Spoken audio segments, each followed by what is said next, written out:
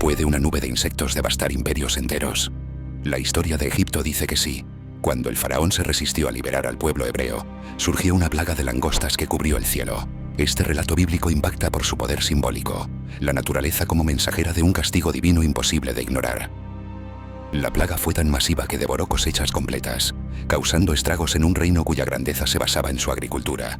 No solo se trataba de un fenómeno natural, la narrativa bíblica sugiere un mensaje contundente. Este suceso representó un pilar esencial de la confrontación entre un gobernante inflexible y la voluntad de una fuerza superior. La Biblia describe cómo la tierra quedó sumida en oscuridad y llenó de terror a la gente. Muchos vieron en este castigo un recordatorio de humildad para quienes se creen invencibles. Se cuenta que nadie escapó al azote de las langostas, reforzando la idea de que ningún poder terrenal se compara con un designio divino. La persistencia de esta historia en la cultura popular demuestra su poderosa lección. Cuando el orgullo humano crece sin medida, fuerzas mayores pueden sacudir el orden establecido. Para muchos creyentes, la plaga de langostas es una advertencia eterna sobre la soberbia.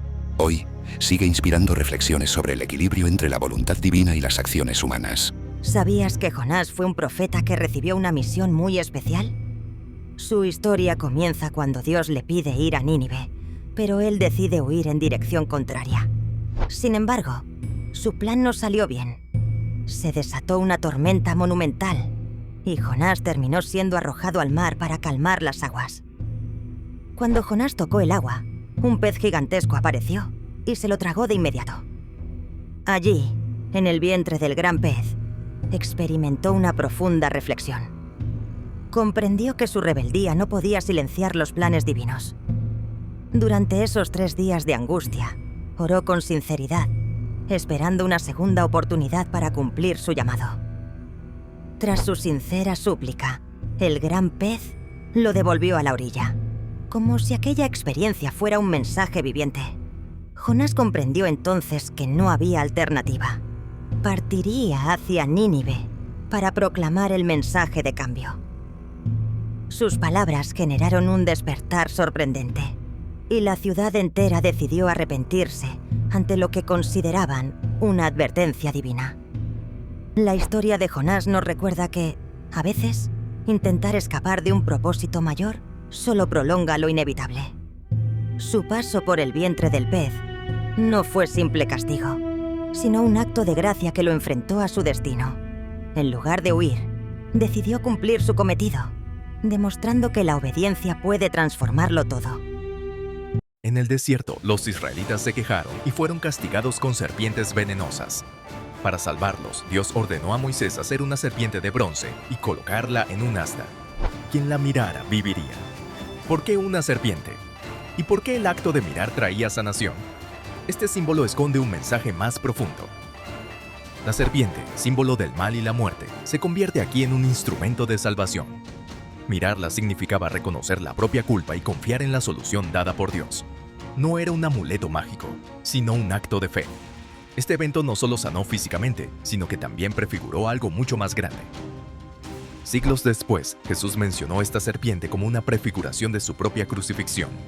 Así como los israelitas fueron sanados al mirar la serpiente, quienes miraran a Cristo en la cruz recibirían vida eterna. La imagen de la serpiente de bronce no era solo un remedio temporal, sino un anuncio de la redención definitiva.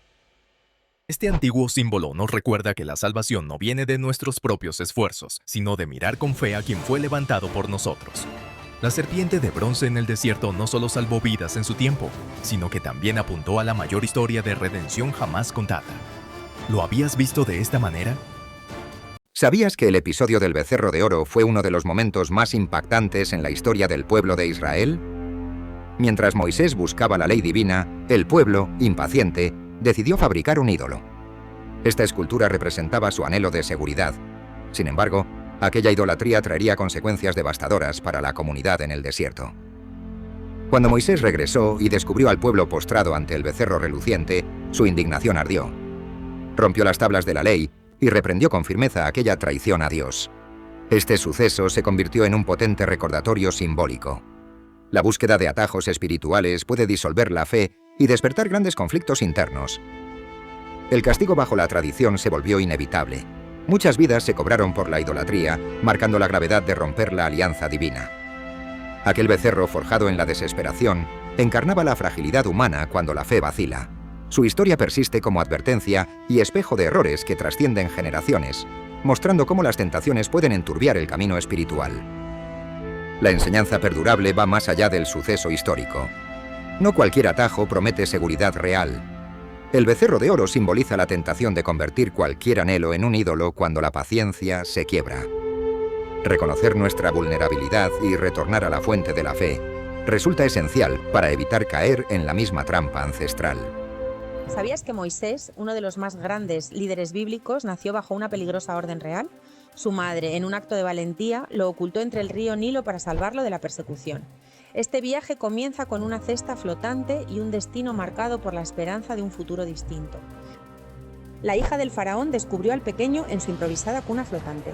Conmovida por su inocencia, decidió adoptarlo como propio y nombrarlo Moisés, que significa sacado de las aguas. Mientras crecía en palacio, su identidad hebrea no desapareció, y ese vínculo con su pueblo se forjó en silencio, lejos de la mirada real. Moisés acumuló sabiduría y conocimientos en la corte, pero en lo profundo de su corazón sentía la llamada de su verdadero origen. La opresión de su pueblo resonaba en su interior, impulsándolo a cuestionar el poder de Egipto. En secreto empezó a comprender que su destino no se definía por la realeza, sino por sus raíces hebreas. Moisés descubriría que su nacimiento fue un milagro destinado a guiar a su pueblo hacia la libertad. Aquella cesta en el río marcó el inicio de una historia de valentía y fe frente a la injusticia. Su vida ejemplifica el poder de las segundas oportunidades, recordándonos que, a veces, lo imposible surge de una simple cesta en el agua. Los salmos imprecatorios son oraciones en las que se pide a Dios que castigue a los malvados. Ejemplos como el Salmo 109 o el 137 contienen palabras duras contra los enemigos.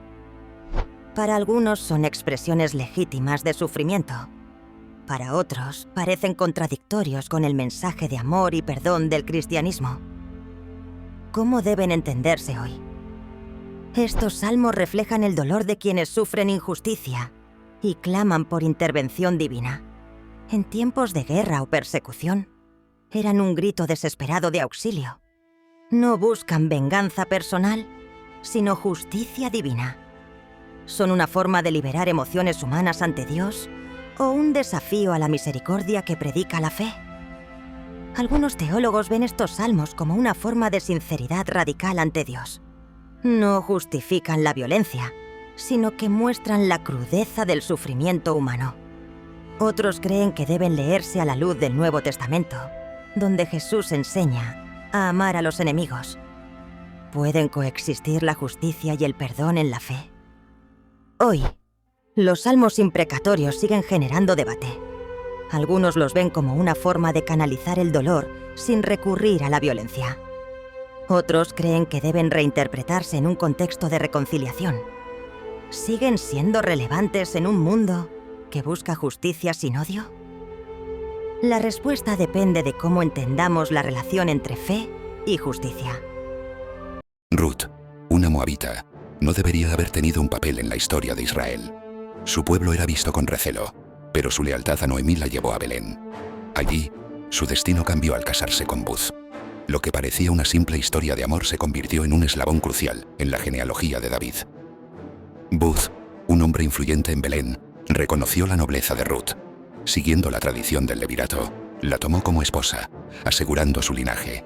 Lo que pocos esperaban era que su hijo, Obed, se convertiría en el abuelo del rey David. Así, una moabita se integró en la línea real de Israel, desafiando las normas establecidas. La inclusión de Ruth en la genealogía de David es impactante. Moabitas y hebreos tenían una historia de conflictos, pero Ruth rompió barreras. Su historia muestra que la identidad en Israel no dependía solo de la sangre, sino de la fe y la lealtad. Su legado demuestra que la realeza podía surgir de lugares inesperados, desafiando prejuicios ancestrales. El impacto de Ruth va más allá de la historia de Israel. Su linaje no solo llevó a David, sino que según la tradición cristiana también a Jesús. Su inclusión en la genealogía bíblica muestra que el destino no está limitado por el origen. Ruth, la extranjera, se convirtió en un símbolo de redención y esperanza para generaciones futuras. ¿Te imaginas caminar por un camino abierto en medio de un mar? Esta historia relata cómo el pueblo de Israel huyó de la opresión en Egipto y encontró esperanza en lo imposible. Liderados por Moisés, Confiaron en que una fuerza divina apartaría las aguas del Mar Rojo, abriendo el paso hacia la libertad. Según la tradición, el faraón perseguía sin tregua a quienes se atrevían a huir. Con el ejército pisándoles los talones, el pueblo sintió pánico al ver el mar frente a ellos. Sin embargo, se mantuvieron unidos, recordando que la fe y la valentía podían romper barreras. Esa convicción los impulsó a seguir adelante. La escena más impactante llegó cuando Moisés extendió su brazo, y una poderosa ráfaga pareció dividir las aguas. El pueblo, atónito, caminó sobre el lecho marino seco, rodeado de altas murallas líquidas. Fue un momento decisivo, marcado por el coraje ante lo desconocido y la confianza plena en un plan divino. Al llegar a la otra orilla, el pueblo comprendió que la libertad exigía valentía y perseverancia. El paso por el Mar Rojo se convirtió en símbolo de liberación para generaciones futuras, reforzando la idea de que, con determinación, todo obstáculo puede superarse. Esta historia aún inspira a quienes buscan luz en medio de la adversidad. El rey David, en un momento de orgullo, ordenó un censo en Israel para conocer el número de sus guerreros. Pero este acto no fue bien visto por Dios. No era solo un conteo, sino una muestra de confianza en el poder humano en lugar de la providencia divina. Pronto las consecuencias de esta decisión se hicieron evidentes. Dios envió al profeta Gad para advertir a David de su error. Se le ofrecieron 3 castigos: 3 años de hambre, 3 meses de derrota ante sus enemigos o 3 días de peste. David, angustiado, eligió la peste, confiando en la misericordia divina, pero la devastación que siguió fue aterradora. La peste cayó sobre Israel y en solo 3 días murieron 70.000 personas. La tragedia se extendió rápidamente, sembrando el miedo y el dolor en todo el reino. Cuando el ángel de la muerte se acercó a Jerusalén, Dios, conmovido por el sufrimiento, ordenó que se detuviera la plaga, mostrando su misericordia. David, arrepentido, construyó un altar en la era de Arauna y ofreció sacrificios a Dios. Este acto de humildad y expiación marcó el fin del castigo.